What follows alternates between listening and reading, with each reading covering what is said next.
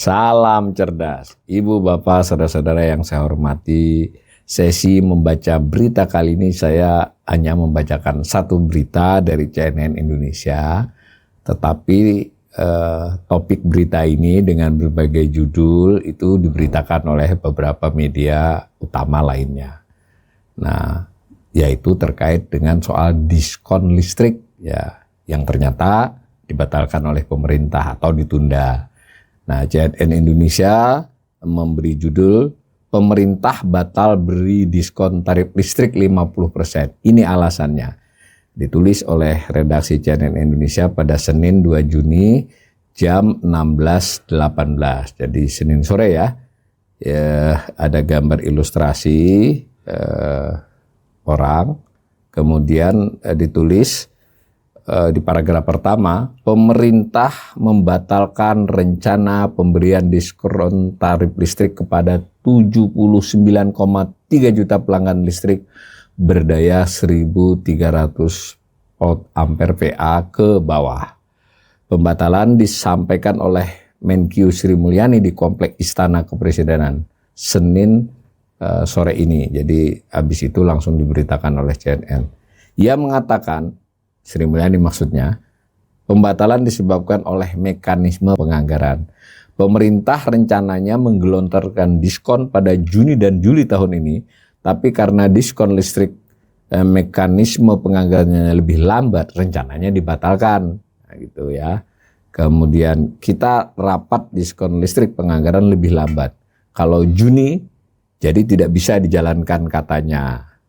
Jadi ya begitu beritanya, tapi kan ini masih mengulang-ulang peristiwa selama era pemerintahan Presiden Prabowo ini, di mana komunikasi publik itu, ya khusus saya hanya mengamati soal komunikasi kebijakan ekonomi ya, itu mohon maaf jadi seperti saling meniadakan, tidak terkoordinasi, bahkan kadang misinformasi ya.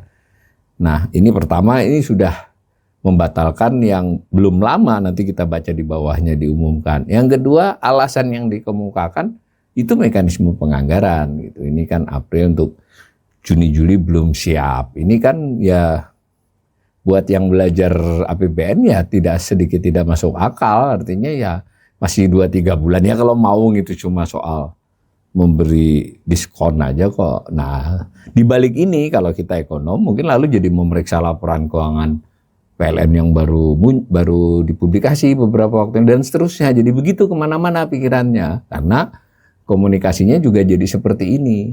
Benar nggak memang karena soal mekanisme penganggaran aja, atau karena masalah duitnya dan juga posisi keuangan PLN? Kan bisa jadi begitu sebenarnya. Nah, saya lanjut ya baca. Itu tadi berita pembatalan dari Sri Mulyani. Nah, oleh CNN digabungkan dengan berita sebelumnya, Presiden Prabowo Subianto akan memberi 6 bantuan atau insentif pada 5 Juni 2025 mendatang. Nah, untuk menjaga agar pertumbuhan ekonomi Indonesia bisa tetap dijaga level 5%. Rencana gelontoran bantuan ini disampaikan Menteri Koordinator Bidang Perekonomian Erlangga Hartarto usai memimpin rapat dengan sejumlah stakeholder terkait. Salah satu bantuan dari 6 tadi berbentuk diskon tarif listrik sebanyak 50% dari tarif normal. Diskon tarif diberlakukan untuk tagihan Juni dan Juli. Ini informasi sebelumnya yang disambung ya. Diskon tarif tak diberikan untuk semua pelanggan. Diberikan kepada pelanggan listrik berdaya 1.300 PA saja. Tapi kalau nggak salah waktu Januari-Februari kemarin cuma 900 loh. Ada 79,3 juta rumah tangga yang menjadi sasaran bantuan ini.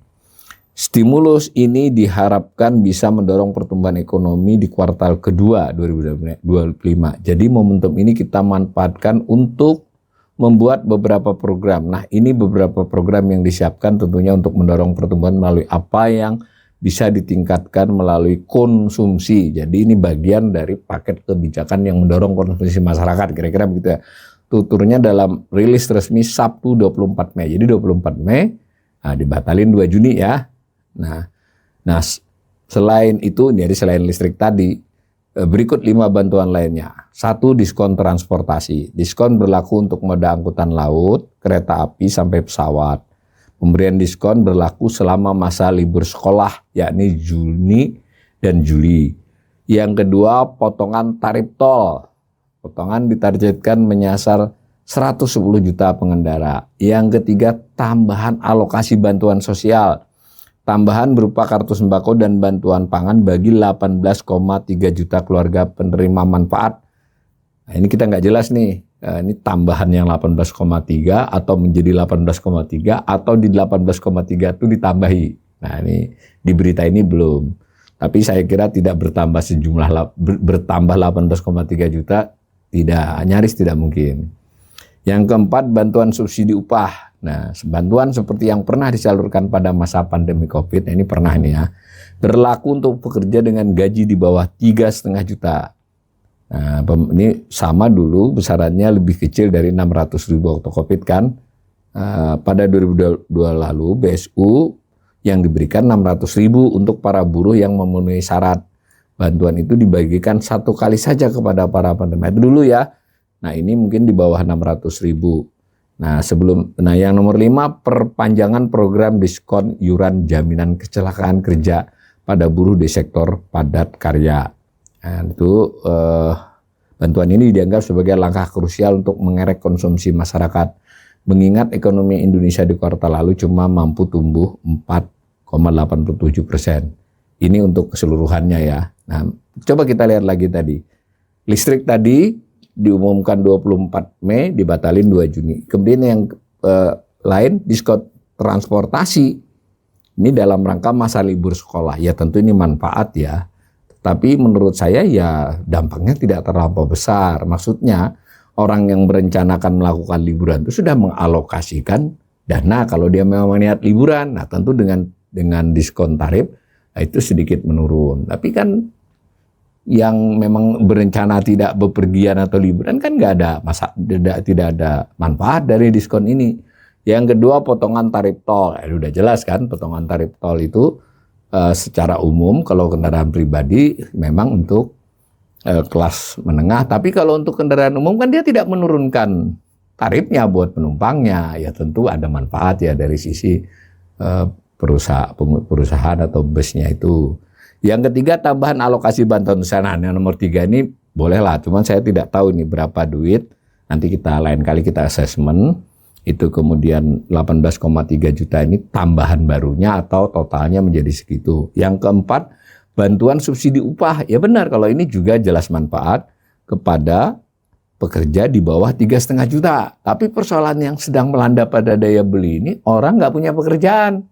PHK ya, atau dia di pekerja informal nggak dapat ini. Ini kan pekerja tetap ini yang dapat ini, karena datanya kan dari pekerja tetap yang di bawah 3,5 juta dapat bantuan. Yang kelima, perpanjangan program diskon iuran jaminan kecelakaan kerja. Ya ini ya saya tidak tahu ini kan iuran ini biasanya kalau ada pemberi kerja itu kan dipotong. Apakah dengan diskon ini mereka diberi gitu loh, atau diskonnya oleh dinikmati oleh perusahaannya saja. Jadi saya kasih komentar tadi, 1, ya ini kebijakan yang diskon listrik ini bagaimana? Kok sudah diumumkan alasannya begitu, bisa mengundang tanda tanya ke arah hal-hal yang terkait dengan cash flow pemerintah, arus cash flow pemerintah maupun kondisi keuangan PLN.